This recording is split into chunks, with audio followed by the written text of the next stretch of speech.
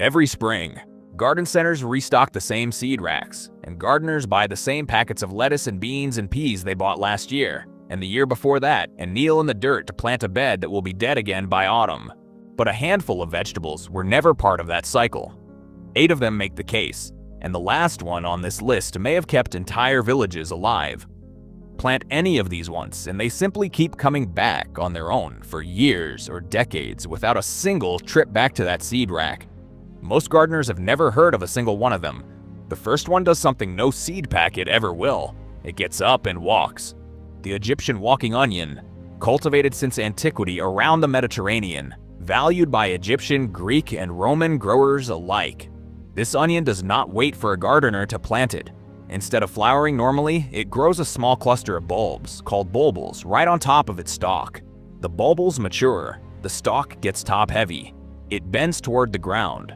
The bulbils root themselves exactly where they land. Then the whole process starts again, from the new spot. Gardeners call it a walking onion for exactly that reason. Given a few seasons, it genuinely wanders across a bed on its own. Some call it the tree onion instead, because a mature clump looks like it's growing onions straight off the branches. It survives winters down to -26 degrees Fahrenheit. It tolerates USDA zones 3 through 9. Left alone, the colony only gets more self-sufficient every year. The bulbs taste milder than a supermarket onion, mild enough to eat raw off the stalk. There's nothing to reorder, because the plant reorders itself. But an onion that plants itself is still just an onion. What about a vegetable so tough it doesn't need a gardener at all? The Turkish rocket, native to Turkey, Armenia, and the wider stretch of temperate Asia. It also goes by a second, blunter name, warty cabbage. It was already a documented food crop in France before 1920. It succeeds, according to growing records, in literally any soil, sandy, clay, or loam. It shrugs off neglect that would finish off a lettuce bed in a week.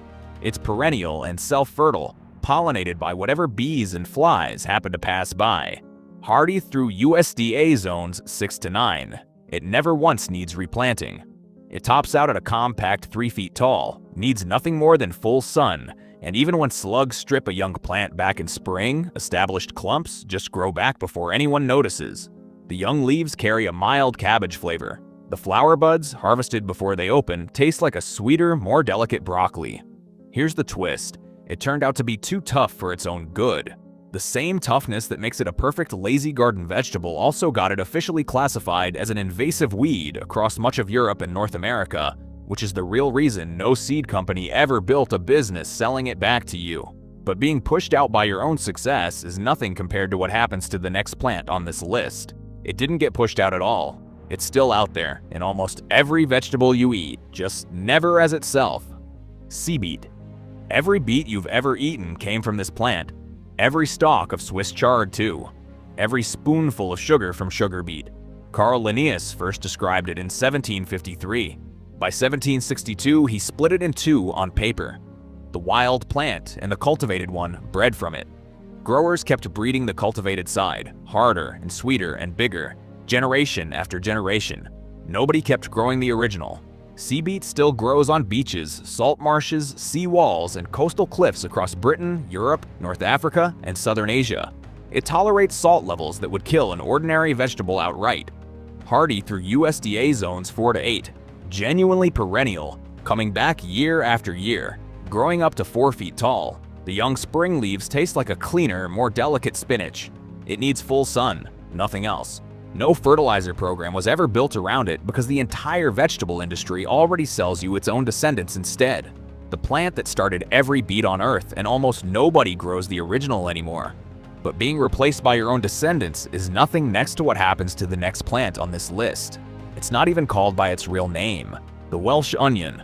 Despite the name, this onion has no connection to Wales, none at all. The Welsh comes from an old, nearly extinct word simply meaning foreign, or not native. A leftover language quirk, nothing more. The plant itself comes from China. It's been a kitchen staple there for centuries, and in Japan, Taiwan, and Korea too, still showing up in soups and stir-fries today. In the ground, it forms perennial evergreen clumps. Hardy through USDA Zone 4, even Zone 3 with a little winter mulch. It tastes remarkably close to the common onion sitting in a grocery store bag right now. Harvest the outer stalks and the plant keeps growing from the center. One clump becomes a permanent onion supply instead of a single harvest. No repeat trip to a nursery, ever. Millions of people across China, Japan, and Korea have never stopped relying on it, generation after generation. But getting mislabeled for centuries is nothing next to what happens to the next plant. An herb ancient physicians used as medicine that modern gardening simply pushed aside for something with better marketing.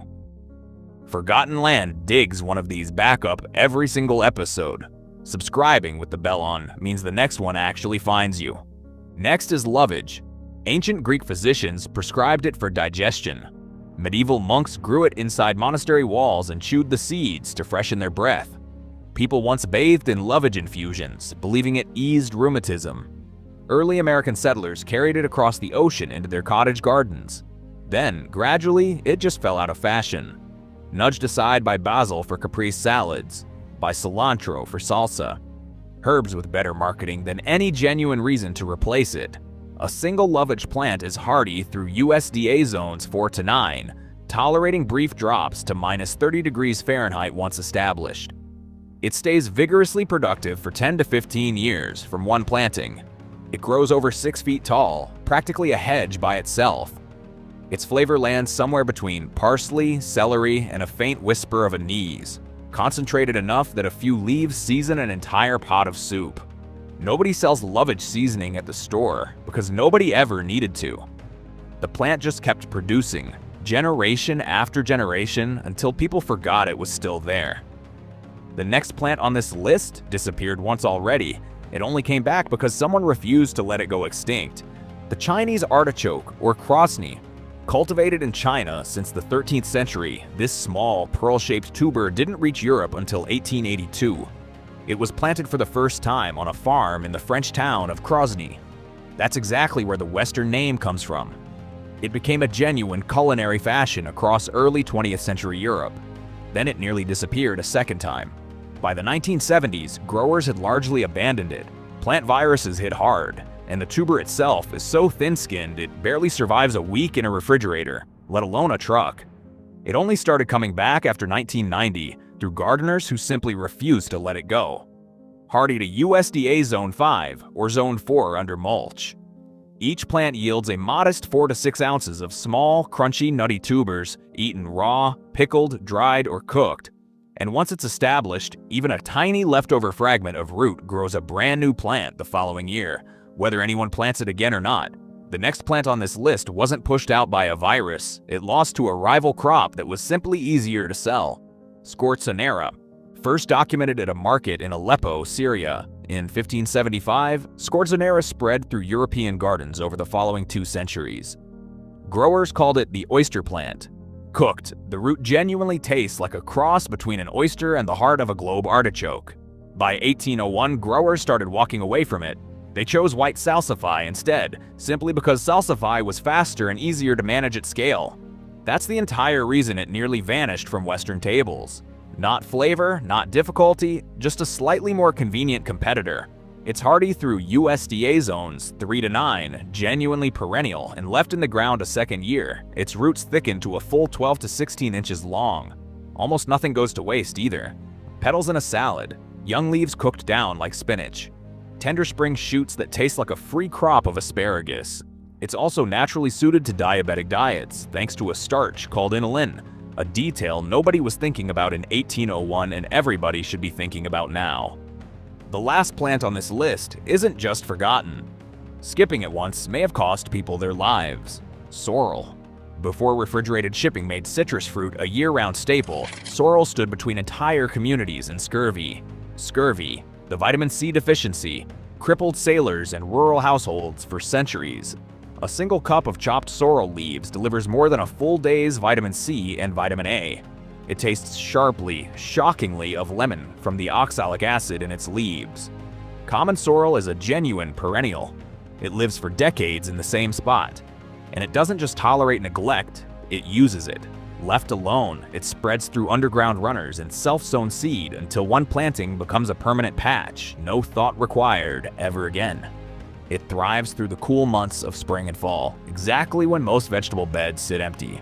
It was never marketed, Never sold as a superfood, never given a health food store markup. It just quietly kept people alive for as long as anyone bothered to grow it. Then it stopped being grown. 8 plants, and not one of them belongs to a seed company waiting for a repeat customer. An onion that plants itself by walking across the bed. A brassica that thrives on total neglect.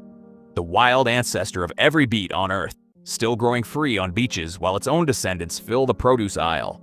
An onion mislabeled as Welsh for centuries while feeding half of Asia. An herb monks grew inside monastery walls. A tuber that vanished once and came back anyway. A root that lost to a rival crop by a matter of convenience, not quality.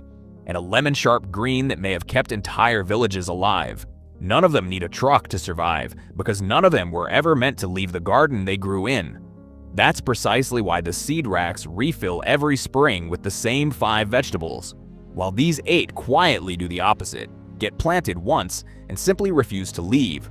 So which one is going in the ground first, and what's actually growing in that yard right now that nobody in the family remembers planting? Drop it in the comments, along with how many years it's been coming back on its own.